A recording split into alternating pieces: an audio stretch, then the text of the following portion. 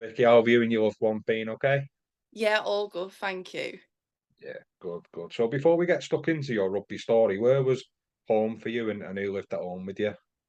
Yeah, so I grew up in Widnes, lived in Widnes all my life. Lived with for most of my childhood. It was just my mum raising me and my two siblings. So yeah, she did a lot for us. So, but yeah, just grew up around Widnes. Yeah. So where did the competitiveness come from for you then? I think I've probably always been competitive. I think a little bit of sibling rivalry there. Having like one of three, I'm a middle child, so probably a bit of middle child syndrome to be fair. Um, But no, I've always been quite sporty. Anything like I kind of tried growing up. So I did like different sports like tennis and volleyball and I even tried martial arts at one point. So I've always been quite sporty and always wanted to be active. So I think that really helped when I tried out rugby league, really. So I'm a fair bit older than you, I imagine, but we all wanted to be St Helens and Vicky Park in the summer, didn't we? You'd actually queue up for the tennis courts and that. Yeah. Yeah, Mm. definitely. So with you being really active in that, how was junior school life for you? Was there out available for you to be playing outside of school? There was obviously, like I mentioned there, like I went to tennis with my best friend every Friday night. We went to it was, oh gosh, I think it's Coronation Drive it used to be, but they moved to one of the local high schools in Widnes, P&P, where they set up a tennis court there. So every Friday night we would go there, um, and just have a mess around, really playing tennis. I think the coaches tried to coach us, but we were just, a bunch of girls all together, just having fun, really. And yeah, just tried different things. Tried volleyball again with my best friend and her family. We used to go to Sankey and Great Sankey and play volleyball there. And yeah, there was like I think at school, like I just tried to get involved in anything, loved sports day, all that sort of stuff, and wanted to win everything. Um, but yeah, but was always like out and like you mentioned, Vicky Park then was always out like running around Vicky Park like a nutter. So yeah. So like without knowing it really, you're starting to build the characteristics you need to be successful in rugby, aren't you?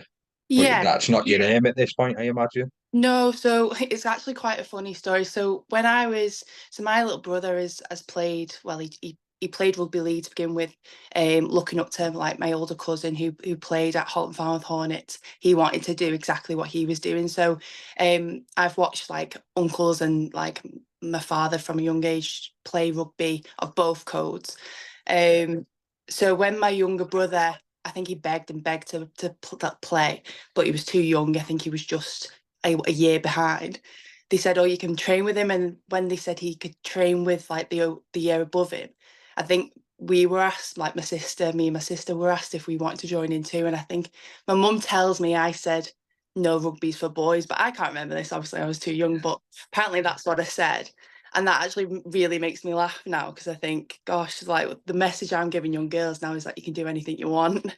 And but back then, it It was weren't there, was it? Back no, then. because Um, I really believe that kids, they believe what they can see, and there yeah. wasn't anyone that I could look up to and see was playing rugby league. So yeah, it was kind of like I would go and watch, and obviously would go watch Widnes Vikings play as well. Like my best friend's family were avid Widnes Vikings supporters, so I used to go and watch the games there as well. Um, so yeah, I didn't even think rugby league was even ever going to be a sport I tried. So yeah, it wasn't till primary school, um like St Helens and all the other clubs do, they go out to the local primary schools and do like little fun sessions and stuff. It wasn't till something like that happened where Yeah. Widnes Vikings come into my local primary school that I even had a ball in my hand and was passing. So it was just like a moment that I could have been off that day or whatever, but yeah, it was just a moment that happened that I then was like, oh, this is something that I'm quite good at. So yeah. Eating it. Yeah, a bit of faith. Yeah, definitely. And it was something like I recently did like a leadership course, and on it we talked about lollipop moments, and it's a TED talk. Like a Canadian professor basically gives out these lollipops to like brighten up the days of these students. And long story short, a student was like not going to go to college. She wasn't going to sign up, but somehow this tutor managed to brighten her day up, and she went for it and she finished. And when he was leaving and retiring from teaching, she actually told him that and said, that moment you changed my life, because if you hadn't done that, I would have gone home and wouldn't have, gone and done what I've done. So it's like a lollipop moment. So I actually had a lollipop moment with Tim Holmes, who used to play for Widnes Vikings, but then turned into coaching. He was one of the coaches that had come out to do this session at my primary school. My best friend went with someone else, and I was absolutely fuming. And there was an odd number of kids, so I ended up just doing like a passing drill with him, like just back and forward. And he actually said to me, like, "Oh, do you play? Because you're really good at this." And I was like, "No, I don't actually." But that moment made me like think, "Oh, actually, I'm really good at this. So I'm gonna like." There was a team put together for this tournament, like a tag tournament that they were doing as a curtain raiser. Didn't end up playing in it because a little boy refused to pass to any of the girls, so I was fuming and was stormed off and didn't play. But yeah, but that's something that gave me the confidence then when I went up to high school to actually give it a go. You ever told Tim that, Vicky? Yeah, so the tutor on the course, so we had to like share our stories, and I shared that. And she said, "Have you ever reached out and told him that?" And I said, "Oh God, no! Like, God, he'd probably think I'm a weirdo if I just like messaged him out the blue." But I actually did send him a connection on LinkedIn, so I wouldn't come across as weird. It was professional. So I sent him a connection on LinkedIn, and he accepted it. And then I sent him this parrot like message, and he actually really appreciated it, because obviously it was something that he probably said that to a million kids, didn't even think about it. But for me, who, to give a little context, was going through my family were going through a really rough time at that point, and there wasn't a lot of positivity going on. And I was questioning at 8, 9 years old, was questioning who I was as a person, which is mad. So when Tim said that to me, it was almost like, oh my God, I'm good at something.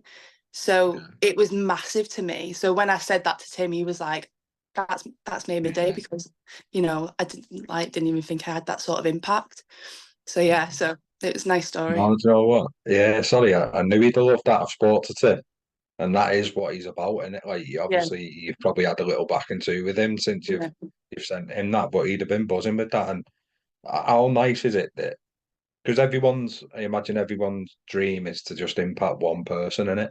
yeah, He's managed to do that with you, and look at the career you've gone on, and at quite a pivotal time in your life by the sounds of it as well. yeah, definitely. So yeah, yeah, and like I said, I didn't play in that tournament, but then when I went up to high school, me and my friend were like, "Oh, should we give this?" 'Cause luckily, our high school had a girls' rugby team, so it was kind of again like a sort of moment of fate, because I know not every high school provided that. So we went down and we give it a go, and it was all the girls out the year above, so it was terrifying. Two little year sevens, like with all these girls that were so confident and like didn't mess around. And we basically strongly like persuaded our friends to come and make a team with us. And yeah, so we competed in every year for Way Deacon, and I think we got to the national schools final once. We didn't win. Cast High battered us, but yeah, I think it was good. Some achievement that, though, isn't it? Because, like you said, they've Yeah. gone from not having a club at all Mm. to what junior school did you go? I went Farnworth C of A. Bloody hell, you were posh twice, weren't you? Fine with and I were know, I'm Deacon. Way Deacon. No. So really, you've gone from an environment that's probably held you back a little bit. No offense to like the club scene or the school scene, to then be thrust into quite a successful environment. Yeah, I mean, I like obviously Way Deacon was probably the point where I really started to, because again I had a great teacher and a great coach in Ian Critchley, who really like, I didn't believe, like I said before, like I was going through a really rough time as a kid, and I didn't have a lot of confidence, and I was quite shy and didn't believe in myself. And I had great teachers around me who did, and from that very first session he was like, "You're really good." And then when there were moments where I remember there being this one training session. There was this girl called, I still remember her name. Her name was Helen. She was the toughest girl I'd ever met in my life. Like, honestly, I think if you looked at her wrong, you would be battered. So she was so tough. And I remember I never wanted to run at her because she when she hit you really hard, and she didn't care. And I remember like Ian saying, if you can run over her, you can run over anyone. And so I remember one training session going, right, I'm going to go for it. And I just did. And I did run over her, and I was like, right, that's it now. So, That's not how I was born. yeah. Well, But yeah, no, it probably did like a little, like each phase gets progressively difficult, but you're getting better at, aren't you? So you're yeah, ticking boxes again without knowing it. All these yeah. other sports have combined to start making you the player you're going to become. And you mentioned like a leadership course. So initially, if you were like, you had a bit of a difficult time and you were finding yourself, I don't imagine that come easy to you. New environments, new friends, sort of telling someone what to do. You were probably someone that had to be nurtured, was you? Yeah, definitely. I think as a young kid, I mean, like with rugby, I think once I found my confidence, then I was a leader. Like I was the captain of my school rugby team, and people looked to me. But in other sort of environments, I was the person who was probably a bit scared to put my hand up and say, "Oh, let's try this," and let's I know the answer to that, or I wasn't. I was very reserved and probably held myself back a lot. Um, that was probably one of the most common like things on school reports. It was, Vicky's great, but she's really quiet, and we'd wish she'd like put herself forward more, or so growing up, there's always been something that's pushed me, and I do really believe in like pushing yourself outside of your comfort zone, because every time I've done that, I've grown from it. And it's, I've had people comment were like 5 years ago, I wouldn't have stood in front of a room and talked to a group of people, but now I do it without even blinking twice, sort of thing. So it's Yeah. just one of those where if you don't push yourself, then you're not ever going to know you're not like you can do it or not. So yeah, No, good on you. Good on you. So how did you find the transition into high school? Did sport help or was the sport irrelevant at this point?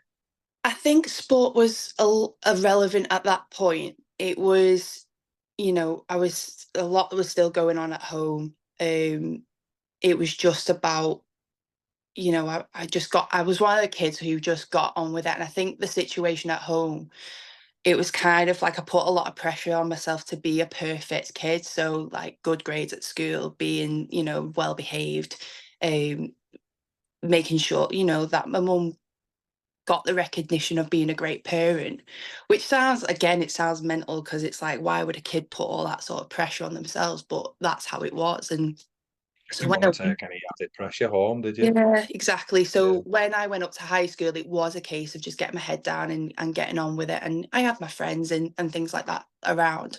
Um, but I did, so obviously me and my friend went and played rugby from the very start and stuff like that. But I was always the kid that was, I was bigger than the other girls. I've always been taller, always been like more broad shouldered. Um, and so I did get a little bit of bullying when I was in like the lower sort of age groups in high school. So it was, things like being called a man, man beast, all these different things that as a young girl, you're like, it's the worst thing in the world because that sticks with you for a long time. Um, so there was a little bit of that, but then when I was getting really good at playing rugby, and like I'd lost the sort of baby fat that you do when you're a kid. That all that sort of stopped, and yeah, I just got on with it really. But I think that has always kind of stuck with, and it's really lovely now that we have so many role models for girls to look up to that are all different shapes and sizes. I know like Alona Mayer, who plays for USA Seven. She's like a big advocate of different body types and embracing how you look and stuff like that. And again, when I was younger, you didn't really see people like shouting from the rooftops about everyone's different and that's fine. Um, so it's good now that obviously young girls have that. But so yeah, so high school was at the start not a very pleasant experience, but I think rugby was kind of like my little safe haven. because that's where I got, a lot of praise, a lot of confidence. Whereas like the social sort of aspect of it, not so much. I mean, my friends were great, and I didn't have any problem with having friends and things like that. But yeah, kids can be cruel. Yeah, um, and when you're younger, you don't necessarily look at the good, do you? The bad no, will always outshine, won't they? yeah, Unfortunately, yeah. 100%, 100%. So I've got a couple of things then. One is at least you lost your baby fat. I put it It's back on. not adult fat for me. And then two is like joking aside now, and I appreciate your journey's been really tough at this up until this point, and we'll move on in soon. But how do you get past that? Because you go in school just to get away from the bad, and you're not trying to add any pressures from the bad. So I imagine you probably didn't take it home with you and went in smiling and that. And Mm. then also the main part of your day is spent in the environment where you're getting a bit of grief from people. So how did you manage and get past that? I think, my family, even though we were going through something really horrific at the hands of, another family member, my mum, my sister, my brother, we were a really tight unit. So I could go home and tell them anything and offload. And so that was really important. I Um, love that. It's yeah, key, isn't it? we are, what we've been through has really formed like a really tight bond between us all. And, we are really protective of each other. Probably too much so on my part, especially with my mum. Like growing up, I was like, really protective of her. Um, but yeah, so I could go home, offload to them, and it was just a case of getting on with it. That's always been my sort of mentality. It was always just get on with it. And then, like I said, like rugby was an escape from it all. And I do really believe that without rugby, I'd probably be a very different person to the person I am now. Um, but yeah, and I think as I got older, I probably got a little bit respected more. I have been told that I scared a few people, so I think that might have been a reason why they What it stopped. takes, isn't it? Yeah, what it Yeah. takes.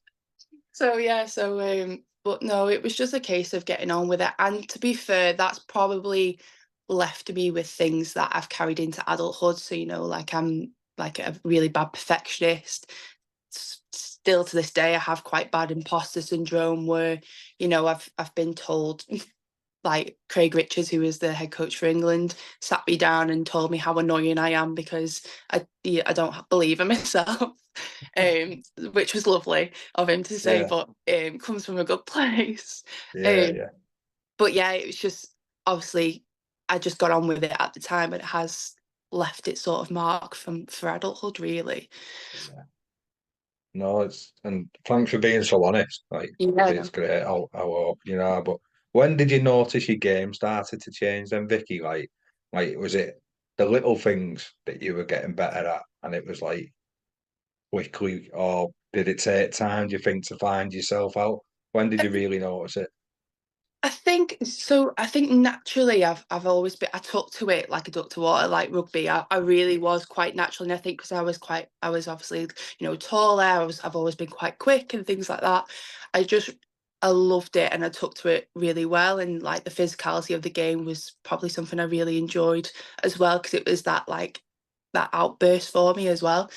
Um, but I think when I joined, I loved playing in school, but I thought I want to do this more. So I joined Halton Women and Girls as my sort of junior club. Um, and back then, they didn't really have a lot of girls playing. There were two clubs in Widnes. There were Moorfield Angels, I think they were called, and there was Halton Women and Girls. I think Halton Women and Girls had about 5 juniors, all of various ages. So there wasn't like there is now in certain clubs in like St Helens where they've got like a full under 16s team or younger, Back then it was literally all a mix. And you'd go to these tournaments and you'd get thrown together with other teams who didn't have enough numbers, and for training we ended up where we were training with open age, which would never happen now, not in a million years, for No, obvious no. reasons. um but I was thrown into like open age training and was told, oh, you'll get a lot from this, which to be fair, I did. I was, part of my style of playing is, I am fearless. I just throw myself into people full speed, and I think that's come from playing and training with women who are so much more older than me and more experienced, that I did pick up a lot from quite a young age. And that's probably where I did start to see a difference in my game, where I was, becoming stronger and all that sort of stuff, and more skillful as well, because I was training more. Um, but yeah, it was an interesting time back then. I imagine, yeah. And did you have the confidence back then to maybe pick all the women's brains about how to do things, like, because you were pretty good and strong, you probably weren't taught spaces rather than faces and all that type of thing, was you? And No, I'm actually really surprised to this day that I even went. That I said to my mum, I want to join a team. Let's find one, and I actually turned up and went. And again, I have to, give a shout out to my coach at the time and his family. So Maka and his wife and his daughter, and that who would pick me up for every training session. Because my mum didn't drive, so they would pick me up for every training session. They would take me to get to games, and there were some times where I would pretend I wasn't in the house because I was so nervous and so shy that I didn't want to go, and didn't have the confidence to tell them, "Oh, I'm not coming today." But they turned up every time. They took me everywhere, and they made sure, that I had every opportunity that I could. Um, so yeah, so I probably, back then I wasn't confident enough to say, "Oh, how do I do this?" And I literally watched and listened and just picked up. And I'm probably like a really coachable player, to be fair. So I listened to everything and I watched everything and just picked it up. and was it both court or just rugby league at school? It was just rugby league. There was a time where um so my young brother switched from league to union. He loves rugby union. He played at the Wids, which is why, that's why I went there quite a bit when I was younger. But I had the opportunity to play in college rugby union, but the tournament got called off. So that was my one and only time. Some of the girls at Saints have said that, "Oh, you should come down when we're not Yeah. playing." But I think with me having, going through a major injury and stuff like that, I know how important it is to have that rest in the off period. So I will not be playing rugby union anytime soon. Well, that's fair enough, isn't it? And but at least you've learnt your body enough to understand that bit, Yeah. and yeah, you know yourself better than to risk it when your primary objective is Saints, and then if you play well for Saints, the international stuff comes on, which we'll touch on in a bit. So, how did you manage to juggle school and rugby then? Did you find that easy? I found it easy because I loved it. Yeah, Rugby brought so much joy to my life, so it wasn't even, a thing that I thought about. It was just something that I did. Um, and even to this day, it's like, yeah, life gets busier, but it's something that I get a lot of enjoyment out of. So I'd never want to. I mean, there has been points in my life that we'll probably touch on where I did stop playing. But yeah, as a kid, it was something that brought me, like I said before, it was like probably one of the only real positive things at that point in my life. So it was just a no-brainer to do it, and everything else just kind of fit around it. it's fair enough. So, at the back end of school, then, what was you looking at doing when you left? What was the ideal for you? So I went off to do A levels at college. So I went to Coronation College and did my A levels. So I did PE. Well, the plan was to train to be a physiotherapist. So I did, psychology, PE, biology, and English. And I was like, "Oh, I'll just drop English like in the second year." I absolutely failed biology. I got a U. So that was my physiotherapy dream out the window. And I think I ended up with like a BCC in the end, which was enough to go off and go to university. So I went off to do applied sports psychology at John Moores, but quickly realised that, the timing of my life, what was going on in my life at that point, and different things, that university wasn't for me. I needed to take a step back, so I did, and ended up doing an apprenticeship. So which was, not what I thought I would be doing, but here I am.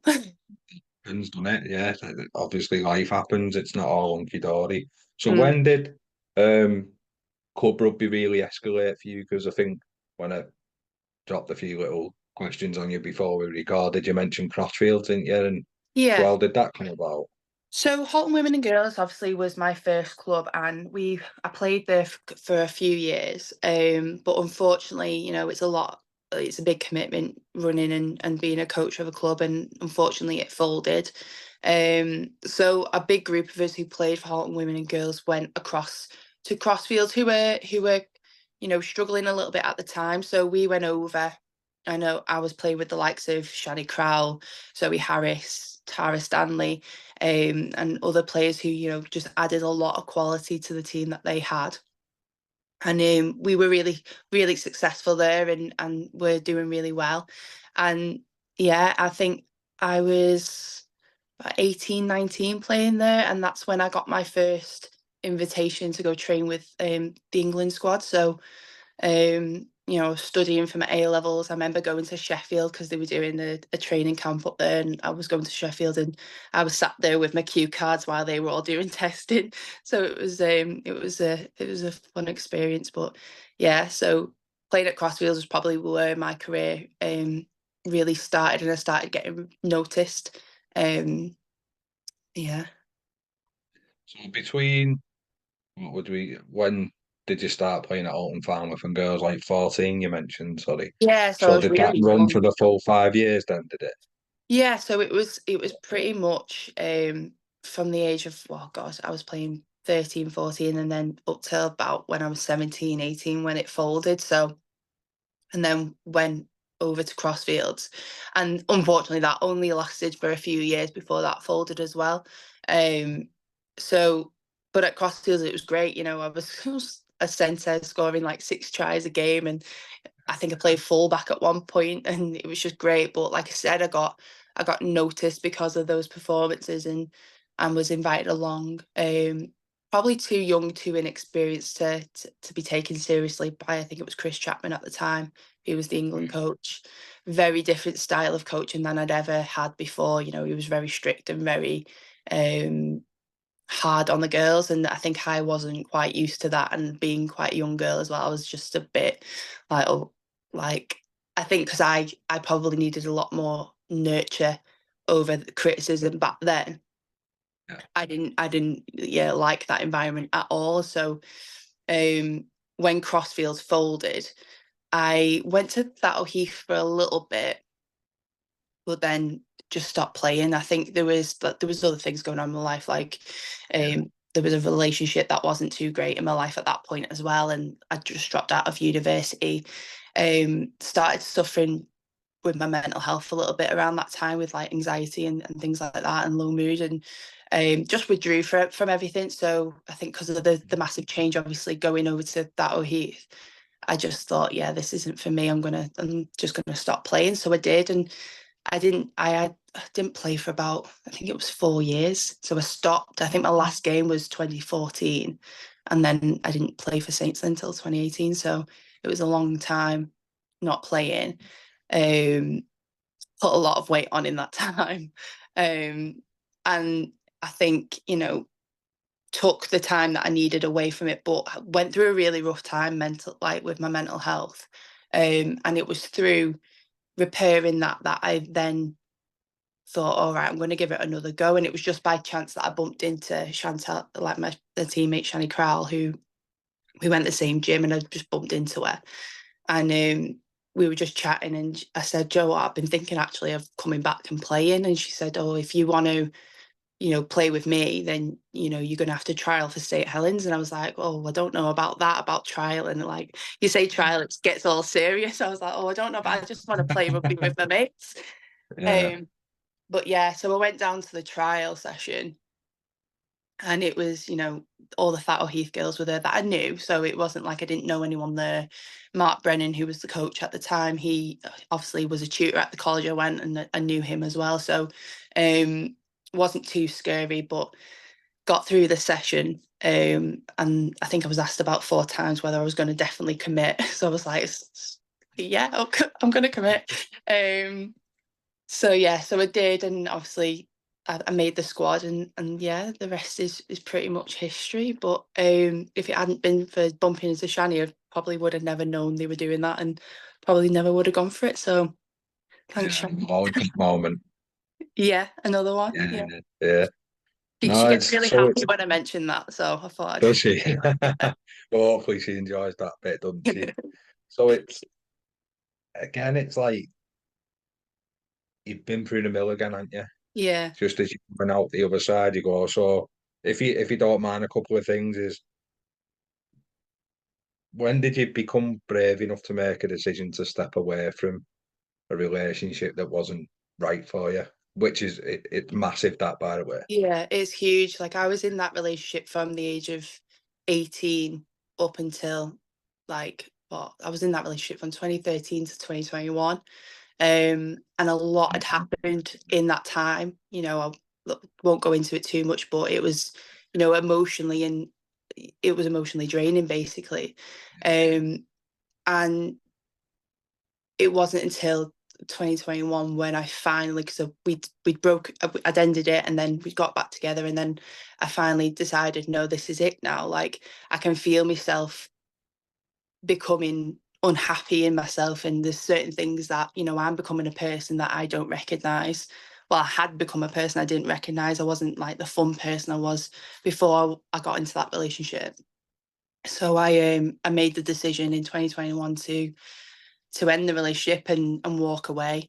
But we had like a dog together, we lived together, so it wasn't easy, and it wasn't a simple just cut ties and go.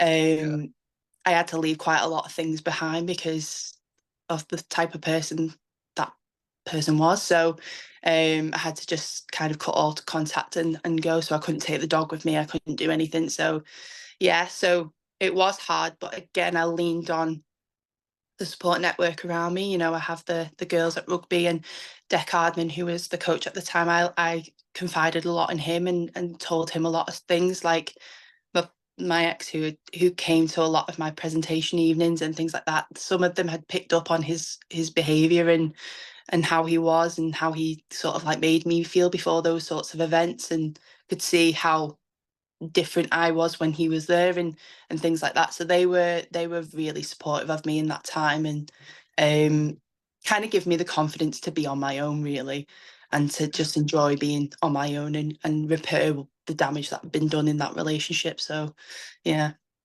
yeah. Well done, by the way. And again, thanks for being open about it. Where did you go about getting these coping mechanisms? What did you invest yourself in to replace? Not replace, that's not the right word, but to take that time up now and to reboot yourself and have a Vicky 2.0, basically.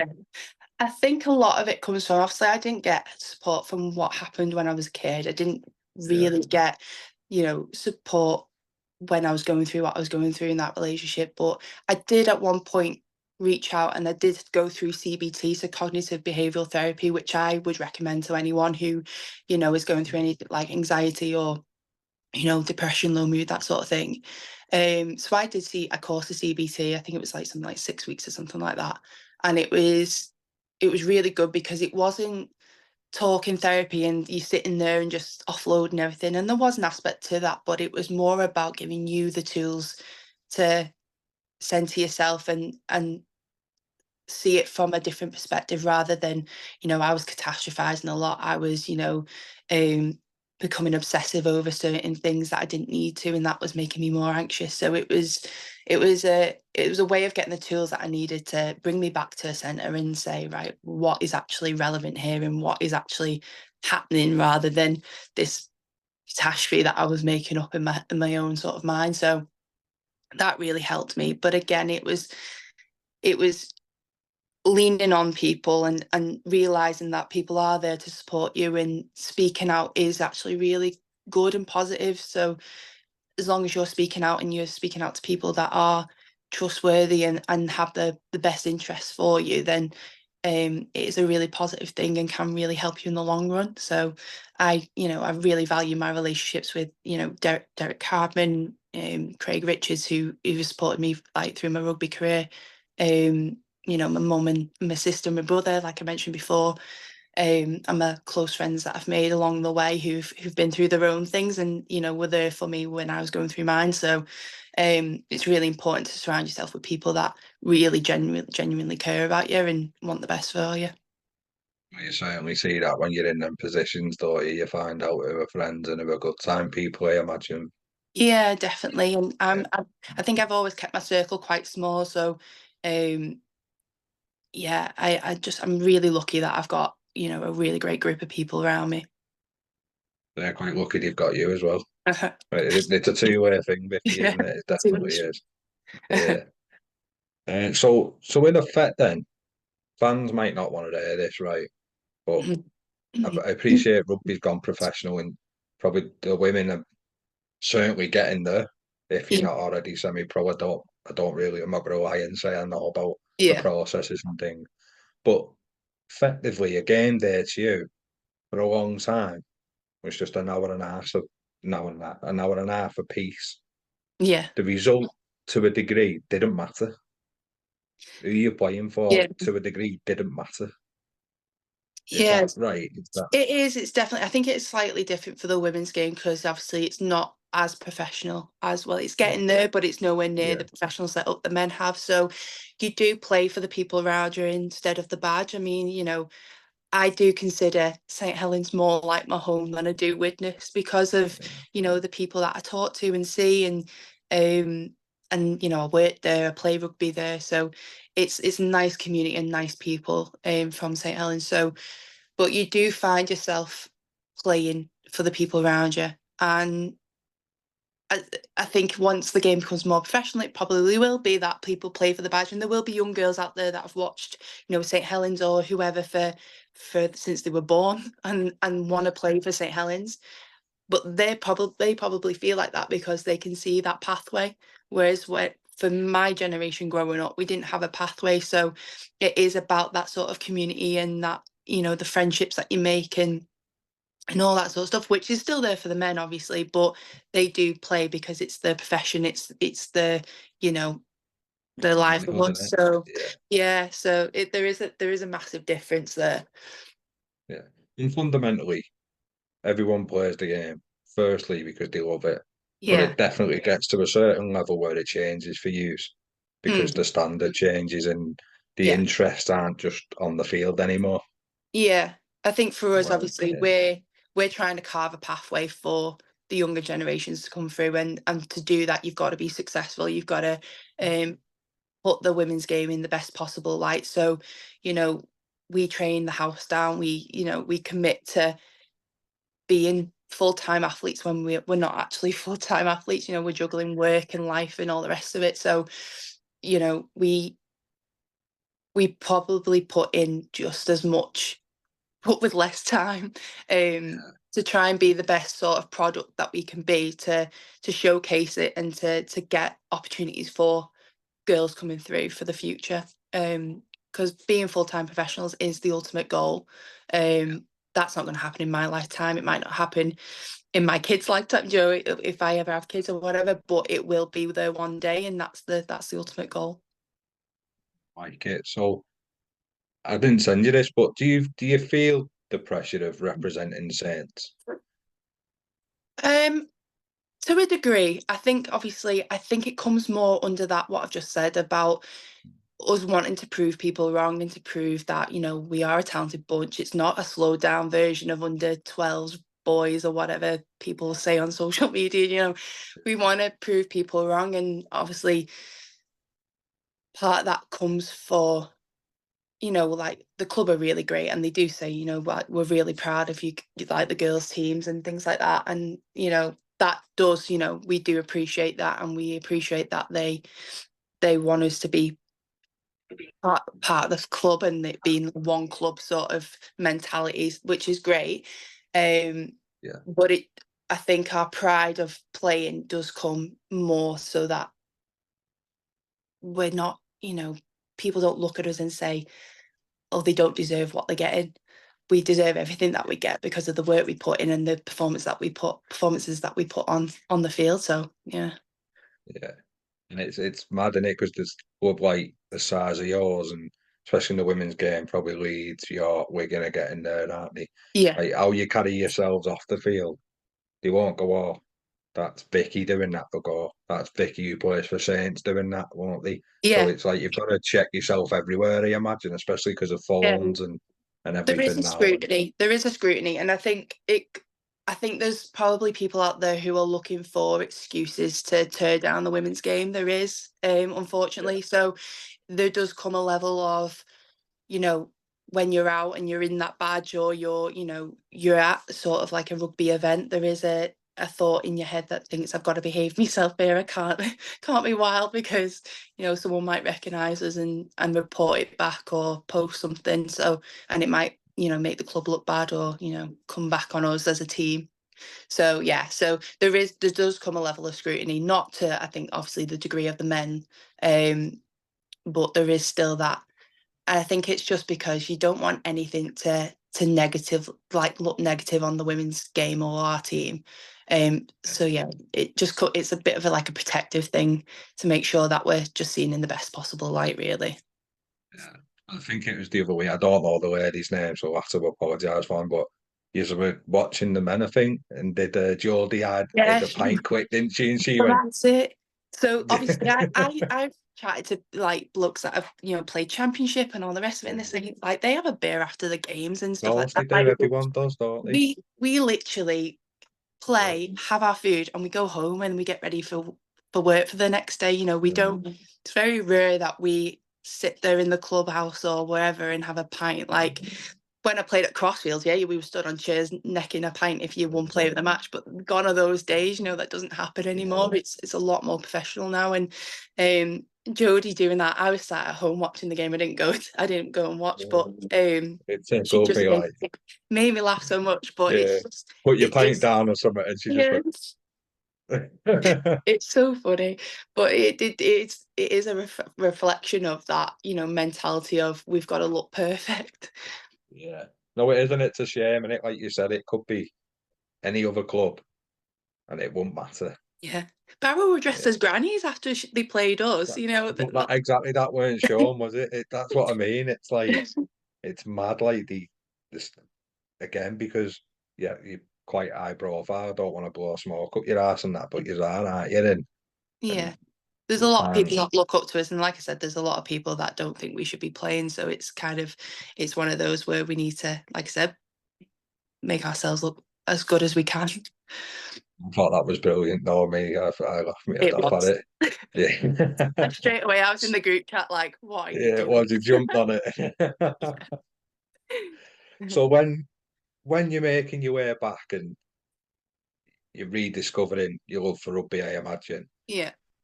Could you never have imagined the journey we're about to talk about when you bumped into Shani in the gym? No, not in my like that year, obviously 2018. Like if you told me how that would end, absolutely not. I was so, like I said, I'd put on about 4 stone at that point. I was definitely not a centre anymore. Yeah, And yeah, it was a mad transition going back to playing. Like I cried most nights driving home after training because I was in that much pain, because I was so unfit, so unconditioned from playing that, just doing running conditioning was like my lower back and my legs and everything were just in agony. So it's mad to think that's how I started, like in 2018, 2017, 2018, and this is where I am now. It's crazy. so how did you readjust from playing? I'd say fullback and centre are very different, Vic, aren't they? So like you're probably looking at open field, dictating defensive lines, picking your time to chime in for any viewers and listeners that might not understand fullback. It's a sort of free role in it, Vic, and Yeah. you've got the whole picture from behind to look at and And just to to pick your clarify, I moment. hated playing fullback. I only Did you? stepped in for Tara Stanley when she was ill or on Right. holiday. So I absolutely hated it. But it did suit me well, because like I mentioned before, I was quick. I had the whole Yeah. field to run around. So, and back in the day, it wasn't as structured as it is now. So I had a lot of gaps to run at. But my preferred position was centre, and I loved it, but it is very different from being in the middle. And like I remember Amy Hardcastle once saying, when she played for States, like I think she did a couple of tackles in the middle, and she was like, I don't know how you do it. I do not know how you do it, because she was blowing. So it's one of them. Like, you can be a centre and be quick and powerful, but actually, can you tackle in the middle for every set? Probably not. No, well, that's it. It's stuff that people probably underestimate, but the Mm, fitness is completely different. it Centre, you're is. probably expected to do it every 2 or 3 sets, aren't you, to Yeah. create something? Yeah. You're taking possibly 2 carries a set up, probably involved in 3 or more tackles a set. Yeah. Shuttle running constantly, aren't you?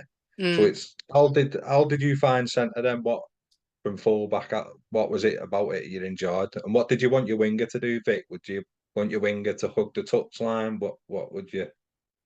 I was quite, and this, we're going back, so there wasn't as, it's not as, the coaching was good, but it isn't what it is now. And so Yeah. I've always been a player that probably didn't get a lot of constructive coaching. It was kind of, you're good at it, so let's just put you there and let you go. I was a very direct centre, so a bit like I am now as a prop forward. So I was just run a really strong line, and I liked my centre to be closer to me, because my passing game back then wasn't that great. It's probably still not that great now. Um, but I wanted them to be close to me and kind of flat, so I could get that offload or like quick past them. But I I was a running centre more than a passing one. Um, and yeah, so that's probably how I was probably a bit greedy, to be fair. I think Naomi Williams would tell stories of when I probably should have passed and didn't and scored tries. um, but yeah, so I loved it because I was quick, and I didn't, when I did tackle someone, it was a big tackle, because it was like a tackling on a wing is a lot different than tackling in the middle. There's a lot more space, so it was like more one on one. Um, but I absolutely love being in the middle now. Like, I couldn't ever think about playing centre again. Sometimes at training we joke about when, like, I've like sprinted off and picked up a ball and scored a try, and they're like, "Oh, here she is, centre." um, but I do enjoy playing prop a lot more, because it's in the middle. There's something always going on. So you're back in that environment then, and just talk to us about how it's been since you've been back and how you've seen yourself grow, the team grow, the game grow. Yeah. So obviously, like 2018, it was a lot different to what I was used to. Like I mentioned, we had good coaches, but they weren't, we didn't have the backing of a club like Saints. So we had, Mark Brennan was the head coach, but you had the likes of Craig Richards there overseeing it as well, in that first year, and then Dec Hardman took over in 2019, and now Matty Smith. So, the quality of coaching that we've had has been immense, and I've learned so much in the time um, under them than I had previously. And like things you mentioned before, like I probably just ran at faces, not spaces, and that was really true. And it's not until obviously I've played for Saints where I do have that late footwork at the line, and I'm not just running at people and getting smashed. I am running at shoulders and doing little things that get me that extra couple of meters and things like that. So um but being at the Saints was, like I said, a really different experience. It was a lot better quality coaching, and being around a group of girls that all want to be, the best versions of themselves, want to be the best, want to win everything. It was a really good environment to be in, and suited me well, because like I mentioned before, I was really competitive as a kid, wanting to be perfect. So it suited me to be around a load of athletes that also wanted, to be the best like versions of themselves. Um, but like I mentioned, I started off in 2018 really unfit, struggling with everything. Probably cried a lot more than I'd want to admit.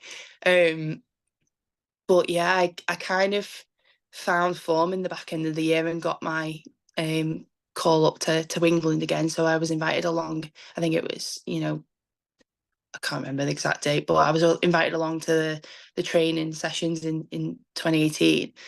Um, and yeah, back end of the year, I think it was between me and another player, and I was chosen, and I got to go over to France and make my debut for England, which, like you said before, like, would you have ever imagined that would happen? Absolutely not. Like, I started that year crying in my car because I had shin splints, and then at the end of the year, I was You missed playing it, for Ryan. England. I know. Yeah. So it's just, yeah, it was a bit mad. And but that, I think that is something that sparked something in me to think, oh, actually, no, you can actually do this. You can play for your country. Because I think before, when I got chosen for England when I was 18, I was very young. Obviously, you're not matured at 18 years old, 19 years old. So I think when I didn't make, because that was right before the 2013 World Cup, and when I remember going to those sessions and thinking, I'm just here to be a battering ram for, Andrea Dobson to run over. Like, I'm not here because they think I'm good. I'm here just to give her a body to smash.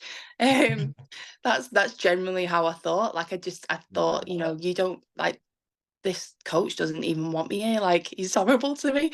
Um, so when I did get called up again, and when, I was quite shy and all the rest of it, but when I made my debut, I think that sparked something in me to think, actually I can make something of this, and someone obviously sees something in me. And I have since been told that there were a lot of people that thought I didn't deserve that call up. But when they saw me play, I proved them wrong. So that fills me with like a lot of, I won't say smugness, but does make me feel good. It um, does, yeah, and it would yeah, me, yeah. yeah. It, So it's not what you'd expect to hear, really, is it? I know they're no, it's probably not. saying it for you to say, like, well, I've done it, like, I've Yeah, proved them wrong, and I've no doubt every time you pull a jersey on, you really appreciate it. But yeah, yeah, it's like, it's something you've had to put up with all your life. Someone a little bit yeah. trying to put you down a bit in it. Mm, It's not what you need, especially at that level. yeah, no. So anyway, I felt really good 2018, and then going into 2019, I was like, I'm going to take this even more seriously than I was. Dec Harbin took over the coaching for Saints, and he was really good. I think the first conversation we had, it was, I can see how good you are. I believe how good I believe in you. I just want you to believe in you. And that was like the first thing he said to me. So from the off, I think like we really clicked, and he got me as a player and as a person, and really nurtured sort of that side of me, and I played probably my best rugby under Deck. And yeah, that year was supposed to be my bigger and better year, and unfortunately it had turned into the worst year of my career.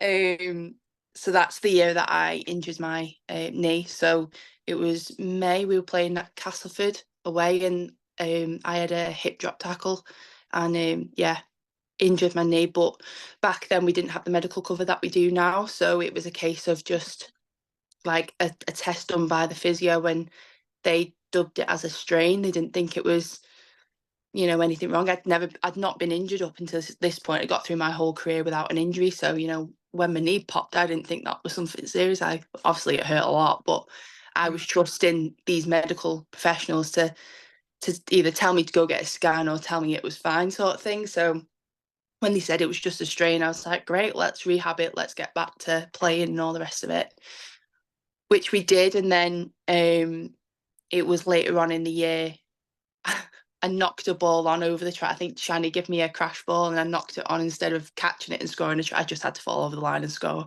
And I was fuming. And I went to kick the ball, completely missed the ball, but my knee dislocated and like snapped back in. Sorry for the graphic sort of No, description, no, but it's um, yeah. so I'd done something to it again, or made it worse. And it was at that point that they said, oh no, you need to go get this scanned. So I did. I had to go through my GP, get a scan done through the NHS. That came back. And I remember being in work and getting the call from a doctor, and like went into a meeting room, and she was like, just, nonchalant, just like not caring in the world. Oh yeah, you've completely ruptured your ACL. You've torn your both meniscus. You're going to need surgery. I was just like, do you want to say that again to me? What? I um, know, it must, just, you must just go vacant at that point. I think at that point as well, I had been named on the squad to go to Papua New Guinea. I'd already had a tough conversation with Craig, the head coach of England at the time, and had Craig and the physio in the room with me, and basically it was a tough conversation, but it was like, there's a couple of options here. It's, we scanned, it comes back, there's nothing wrong with it. Happy days, you're going to Papua New Guinea, you get it scanned, there's a bit of fluid that won't go away, we inject it, you go into Papua New Guinea, happy days. You get it scanned, it comes back, there's something structurally wrong with your knee, you're not going.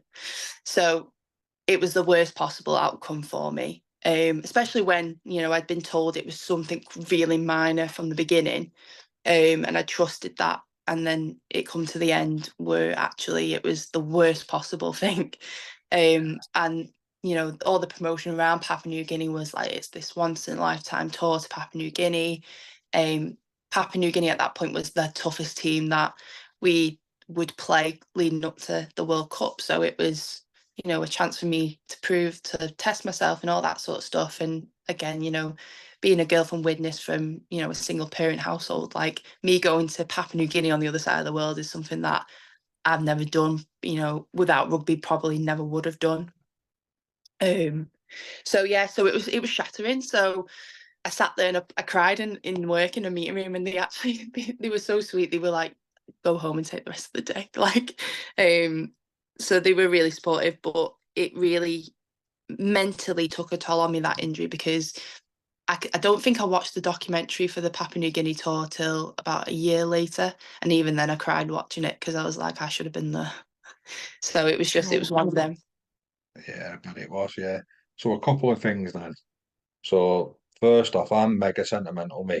If I'd Mm, have hit the levels use it, I'd be keeping programs, jerseys, all like yeah. I don't think jerseys and that are daft, but programs and stuff are, aren't they? But is that something you've done or I've kept all my sort of, so I am sad. All my stuff to do with my ACL I've kept, so all my medical reports, all my, even the pack that got sent home from hospital with, I've kept all that sort of stuff. I have a box in my room with just like jerseys, match day programs, lanyards from games, different things that people have made for me. So I've got a poster here that says I'm the best prop in the world, which I've kept that. I've actually got one of the, so when we went into camp for the World Cup, there were like these big posters on the wall. And there was one that like took my eye the minute I walked in, and it said, if you play for the name on the front of the shirt, people will remember the name on the back. And that really stuck with us. So when they were tearing everything down off the walls, when obviously we were kicked out of the competition, I was like, can I take that? So yeah, I got one, and that's in my room. So yeah, so I am quite sentimental. I am quite cutthroat as well, though. There are certain things that I will just get rid of, and yeah, I don't mind giving things away. So like training kits and things. I know some of the girls keep all like the training kits from previous years, but yeah, I'm just, yeah, if I'm not wearing it, it's going. yeah, no, fair enough. Because I'm a hard at it. Like if I'd reached down levels, I'd have it all me. And the next thing is like rehabbing when you're not off. No offense, you're not a fully fledged pro. And like you said, you had to go through your NHS, which you probably waited enough for, and then Yeah. like, what does that do for you when you've worked so hard to get back to being how you was? Yeah, it was really difficult, to be fair, and I think obviously the injury I had is a really difficult one anyway. It's a long process. So if you're not lucky enough to have your surgery through, private, it's, yeah, like I waited.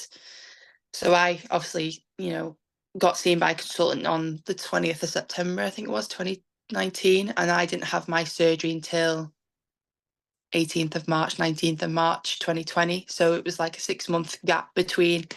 And I remember ringing up so many times going, please tell me you got a cancellation, but it wasn't the case. I had to wait the full 6 months for it.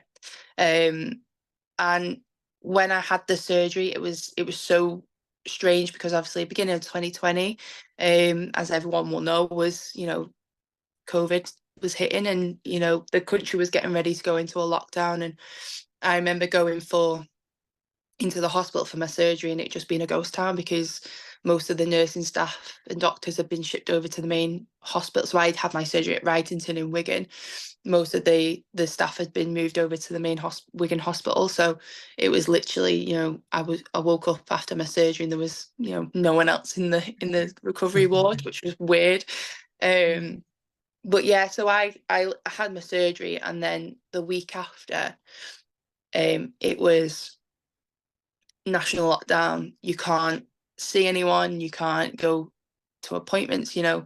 I was doing my rehab with a physio that wasn't getting paid to do the rehab. She was doing it because, I was her first ACL. So she was quite new to our team. She replaced the physio that was there when I actually did the injury. So I was her first ACL rehab of all time. So that was nice. And then she wasn't getting paid for it either. So she was doing it off her own back. And she was, there were some really difficult times in that period because I couldn't get equipment to progress. So I couldn't, even get a pair of dumbbells or anything like that to help me progress through programs. So I was doing rehab sessions with her on my phone. So she'd be on like a face call like this, and I'd just be doing squats on the other side of the room, and she'd be like trying to watch, but obviously can't really, and asking me how it felt and stuff like that. But a lot of it I had to do on my own, and I had to find that, will and sort of motivation within myself to get myself through that time. And I think obviously if it was normal circumstances, I would have got through it a lot quicker. But I had to do quite a lot of the earlier stuff that you do, just like the movement sort of stuff. I had to do that for the first few months of the program because gyms weren't open. I couldn't get my hands on any weights. We'd asked and was told no. Couldn't get any treatment. So when I was having, issues where a simple like massage or something would have helped, we couldn't have it. I got things like, oh, even the academy team don't get that, and which really, because I was so sensitive anyway, it was a bit like, yeah, but none of the academy team have got a snapped ACL, or it was really tough. It was mentally draining, and I think I had a lot of resentment. I found in that time because I didn't have, the support around me that I would have if it happened now, for example. So when obviously Leah did hers, my teammate at Saints, obviously it's a tragic injury, but I was so happy that she had A, the cover to get the surgery quickly, but B, she had everyone around her to, support her. She had the England physio there to support her through it. And, she had, game readies when she needed it and things like that. So it's come a long way from when I did mine. But yeah, so I remember crying actually because the gyms were open and then they closed again, and I was just like, Boris, A little what are bit you of light doing? at the end of the tunnel. Yeah. I've never Yeah. cried over a gym in my life until that point, and I just thought this is a really low moment that I'm crying over I a hope you gym. never do again, if I'm I honest. know. I can't believe I've admitted that, but yeah, Yeah. I cried over some really silly things in that period. Um, but yeah, but there was a light at the end of the tunnel. We were able to eventually get out onto the fields and be in small groups, and then we were able to get out together as a squad and do, running sessions and things. I remember going to Sherdley Park in St Helens, and like the girls would be doing like a rut conditioning session on one side, and me and Jenny Wellesby, who was doing her rehab at the time as well, we would be off doing our little bit on the outdoor gym that they had. So Running yeah. up them hills, Vicky, innit? Oh gosh, it was, yeah. That's the worst bit of the rehab. So you do all the weights and you think, oh, I'm smashing this. And then you get, right, now we're going to start running. And you're like, yes. And then you get part way in through it and you're like, oh. But no, it is all worth it. And obviously you don't take it for granted when you're back and you're playing. And yeah, you look back and it's like, I can laugh about it now, but at the time it was really tough. Yeah, but it wasn't it. It's all part of building your resilience because you've certainly been tested. So Yeah. the one concept I love that you still do is the Lancashire Yorkshire thing. Yeah. How is that, and how does that make you feel? Because it's like I said to you, it's virtually a bit like what State of Origin is in Australia. It's a selection game, basically, isn't it? Yeah. Yeah, it is really good. And obviously you want to be selected on your form throughout the whole season, not just on one game. But those games are really good in testing you because I feel obviously with the league, there are your top four that are, competitive games. And unfortunately, the rest of the league isn't there yet. Will be one day, but not quite yet. So it is good to when you finish especially now going into sort of like the off season, that you're going to finish and then have a really competitive game that's going to sort of either get you selected or not. Um, so it's a good concept, and I absolutely loved it. So like last year, I think it was obviously leading up to the international last year, we did it at Lawn Hill in Huddersfield, an evening game, and I loved it. It was really good. I mean, Lancashire smashed Yorkshire again. and it was a really good game, and yeah, it just gives you the opportunity to showcase what you can do against a tough opposition and your sort of peers in the England squad. So yeah, it's good. I love the way you still do that. Like when I Mm, speak to like people still involved in the men's game or commentators that have played in that, I think there's definitely something to be done there. Like they probably play a couple of teams too many times. Just sacrifice a couple of fixtures for me and yeah, make it an event. But what do we know in it? I'm just a fan and I'm either you lot. So yeah, it is. go on, sorry. No, I was just saying it is a good Yeah, concept, and yeah, yeah.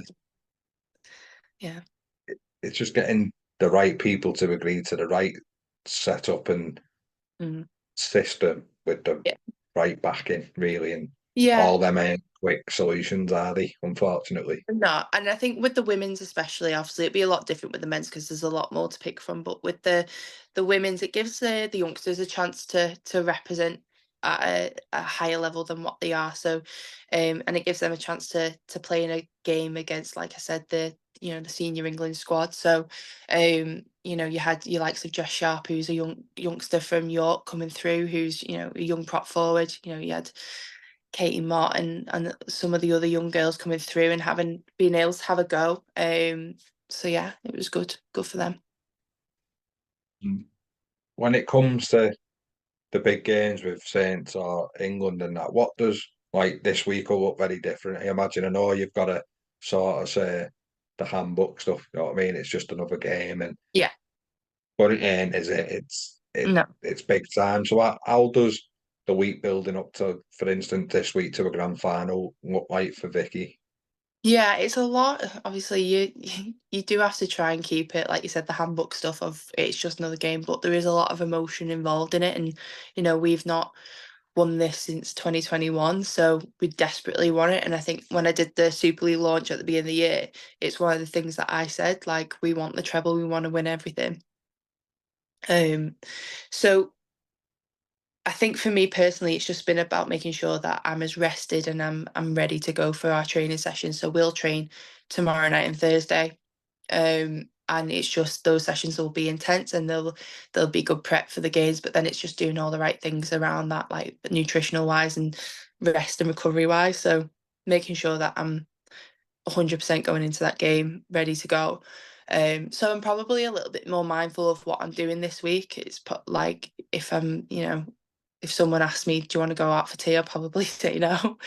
Yeah. Um, or or I'll be more mindful of what I'm eating and making sure that I'm hydrated every day. I'm keeping on top of how much water I'm drinking and stuff like that. That other weeks that I could get away with not being as on top of, but when it comes to big games and big game weeks, that those sorts of things definitely do ramp up for me personally. Unless you're like Leah Burke, who's like that 100% of the time. Um, She on it all the time. she's just the ultimate Yeah. athlete. So if I could be more like Leah Burke, I would. You know what? It was boss getting to know where you like a bit like you know, you just don't appreciate the layers to you. Yeah, yeah, she's Yeah. amazing. So if there's a series going on and there's that one episode too much, is it getting left? Is it Yeah, yeah, to a get the little. right Yeah, kip in and so stuff? that's it. I've been watching something. Yeah. Well, I won't admit to what I've been watching because it is just trash TV. But I have literally had to stop myself from binging Yeah. it. So And off the pitch, like how did all the corporate stuff come into it, and how have you grew into that role, and do you enjoy it? yeah, so I mentioned before briefly that like I ended up doing an apprenticeship, which was in business admin. Worked at like a tech consultancy company for a number of years. It was like 6 years I worked there for, doing various roles, like project admin, um, you know, and stayed there. And then obviously got injured and was working from home for them during COVID, and then decided I wanted something completely different. So went for an interview doing like an admin role, but working for a training provider where it was going out and basically supporting people getting back into work through training. So they would do training courses with us, and then they get a guaranteed interview at the end of it. So it was a lot working with people who a little bit more vulnerable maybe, or needed a little bit of a confidence boost to get back into work. So I really enjoyed that. And then from that unfortunately went into, like, it ceased to exist. They failed. I think they failed in Ofsted. So I had to move the company, and I went again, another training provider. Was there for a little bit, but I think at that point I really knew the sort of company I wanted to work for, and they weren't it. So I then applied for a job at St Helens Chamber, and then quickly moved into events. So just joined there as an admin, quickly moved into being an events coordinator, and absolutely loved that role, because with that became a lot of networking and a lot of connecting with like businesses in St Helens, so which came in really handy with playing. So a lot of them kind of already knew who I was through playing, or were really impressed through me playing for St Helens. So um got to network and got to meet a lot of lovely people, a lot of great local business men and women. um and like I said, it came in hand with Saints, really. So I remember sometimes I felt like I was a bit of a dual agent, sort of helping Yvonne out at Saints with like sort of potential sponsors, or connections there. And but then on the flip side of it was, obviously working for St Helens Chamber, doing my event stuff. So it was really good, but unfortunately, really sadly, it was devastating for a lot of people. St Helens Chamber went into administration this year in March. So I had to scramble and find another job, which I did. I went to another training provider, and quite quickly got recognised and promoted into a business development manager role, which I do now. So my role now is pretty much, selling the courses that we do, and working with stakeholders and partners to get people onto our courses, and a lot of people supported back into work, all that sort of stuff. So it's really good, and I really enjoy it, and it's really rewarding. So yeah, Congrats, though. I know it's Good try. a bit of a it's not a linear path at all to where I am now, and You're the best paths, though, aren't they? yeah. And I think I was always the kid who never had any sort of idea of what I wanted to do. I always went through phases, like I mentioned before, like when I was leaving school, I was like, oh, I want to be a physiotherapist. But then when that went out the window, I was like, oh, I don't really know now. So, I was never I don't someone think who, you ever really know what you want to do, Vic. oh, To be honest with you, it's you still like you're don't. probably in your 20s, there, and mid You, 20s like that yeah, as well. you 100% don't. And there was something that, I did with St. Helens Chamber, where we had a program where it was going out to local primary schools. And it was, we had the room full of different companies, like from different industries. And it was all about giving the kids something that they probably wouldn't have seen or known was even a job they could do. So it was all Yeah. about, that thing that I mentioned before, like you believe what you can be, what you can see, sort of thing.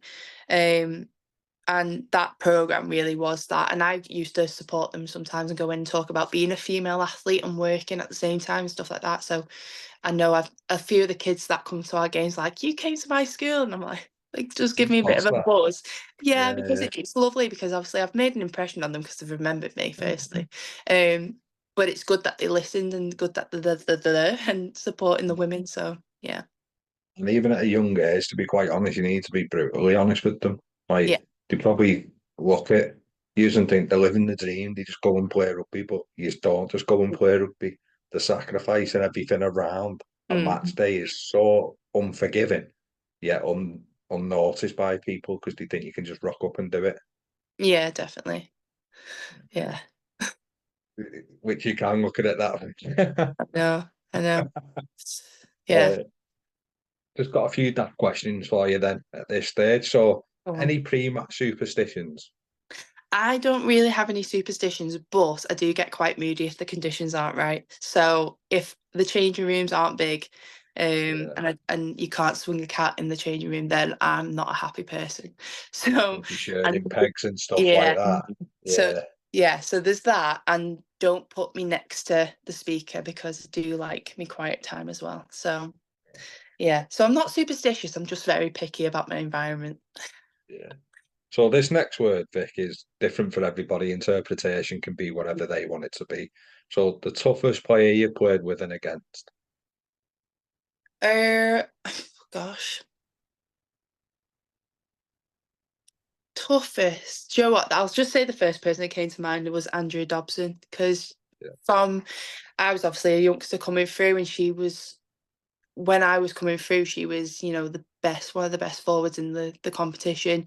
You know, Dink her was just brutal. And yeah, so it, when I went up into the England squad in 2018, she was still obviously playing there, and I had the opportunity to play alongside her as well, and um, learned. Probably she probably doesn't even know this, but learned a lot from watching her and training with her in that environment, and have a lot of respect for her because of the style of play that she had. And I remember playing against her because I think she played for Fev in the back end of her career, and I remember just be running like and not being able to smash me and thinking, God, I've come a long way and being buzzing about it. But yeah, so she can take that because she was brutal, obviously, like growing up playing against her. So yeah, she's probably the toughest one. So if you could go back to a younger you, what would you tell yourself? Just tell myself not to try and be so perfect, just to enjoy it, and yeah, and everything will happen the way it's meant to be. Because I think, obviously, as a kid, I mentioned before, I put a lot of pressure on myself to be perfect, and probably didn't take in certain moments when I should have. Like, for example, when I didn't make the squad in 2013, I probably, and was having those sorts of thoughts that I wasn't there because I was talented. I should have thrown all that out the window and just enjoyed being there and being in the moment and the opportunity. But because there was so much in my head, I'd probably tell myself to give my head a wobble. Hindsight's a nice thing though, isn't it? It's Yeah, maturing and stuff. definitely. So your favourite away ground bit? Away ground. Well, Courtney reckons Leeds should have a plaque with my name on it, so I'm gonna say Headingley. The And Lord say Headingley. yeah, it's a lovely ground to be fair. It's when we played there in the World Cup and we had against Jamaica and Papua New Guinea, Papua New Guinea is probably one of the best games I've ever played in that competition. It was just amazing, the atmosphere and everything else. Um so there's lots of good memories for me from that ground, from playing at that ground. So yeah, I'd say there. Yeah, it is. And if you do, I don't know if you do, but if you'd had a few drinks and you were a bit merry and the microphone was in your hand, Oh what God. you giving us? I'm definitely not a karaoke singer. I'm more of a spectator, and I will cheer anybody on who does karaoke. But if I had to, Yeah, um, uh, probably "Man, I Feel Like a Woman," something like that, yeah. something to get the crowd going. Yeah, get I've got to say a few people get like the other ones that people will join and you can just Yeah, fade off, can't yeah. you? Right, and if you're willing to, Vicky, a 1 to 13 that you've played with so far. A 1 to 13. Oof. Okay. Um, One would definitely be Tara Stanley as my fullback. Two, a winger. Leah Burke, obviously. Centre, Amy Hardcastle. Yeah. The other winger and centre, I'd have my other winger. Who would my other winger be? Oh, I don't know. I don't want to pick all my seats. My other winger, Ebony. I'd choose Ebony Partington. She's class. And my other centre would be um Hmm. I choose Caitlin Beavers, I think. When she's on form, she's unstoppable, Caitlin. So yeah, Caitlin Beavers. And then, so second rows, definitely Rudgy. And my other one, I'd pick Shona. She's a good second row. Um, and then, well, mind you, she's not a second row, so scratch that. Yeah. She likes to think she is. Who would my other second row be? I'm trying to think like back in the day. That's a tough one. Joe, what I probably pick Savannah from York. She's playing good, so I'd probably have Savannah in there. Um, Probably shouldn't say that playing them this weekend, but you know.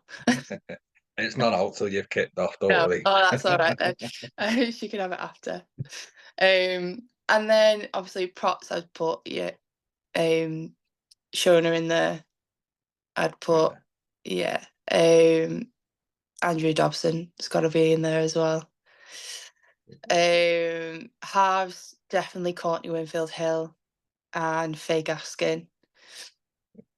But that's tough because George is amazing as well. Oh, it's so bad. So people are going to be upset. And then 13, it's got to be Jodie. Can't not have her in there. So yeah. You'd be in 9. Me 9. Ooh, Lois Vassell. She was Right. unreal.